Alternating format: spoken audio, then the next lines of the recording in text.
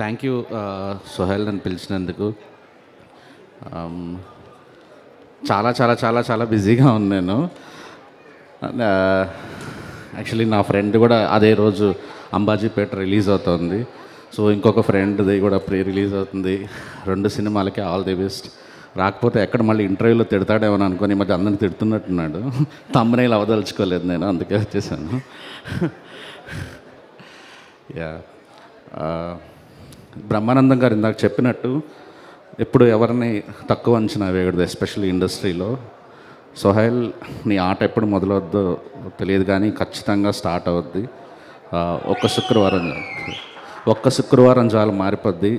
చాలా చాలా నాకు మేము పర్సనల్గా కలుస్తుంటాం రెగ్యులర్గా. ఈ సినిమా కోసం చాలా చాలా స్ట్రగుల్ అయ్యాడు. తన కష్టం కోసమైనా ఈ సినిమా ఆడాలనిపిస్తుంది నాకు. ఒక హీరో అంటే ఏదో సినిమా చేసి వెళ్ళిపోవడం కాదు. సో రిలీజ్ వరకు అలా బ్లడ్ పెట్టి తన సర్వశక్తులు ఒడ్డి ఈ సినిమా కోసం కష్టపడుతున్నాడు. నేను థియేటర్కి వెళ్ళి టికెట్ కొనుక్కొని వెళ్ళి సినిమా చూస్తా ఖచ్చితంగా.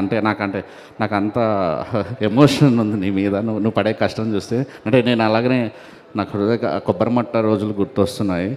ఇంకొక సింగ్ ఏంటంటే, అప్పుడు మమ్మల్ని ఆ 10 ఏళ్ళు నన్ను ఎంకరేజ్ చేసిన సందీప్ కిషన్ భయ్యానే మళ్ళీ మనలాంటి వాళ్ళందరికీ సేవియర్ తను. So all the best the entire team. Director గారికి ఆల్ ది బెస్ట్, ప్రొడ్యూసర్ గారికి అందరికీ ఆల్ ది బెస్ట్ అండి. Thank you.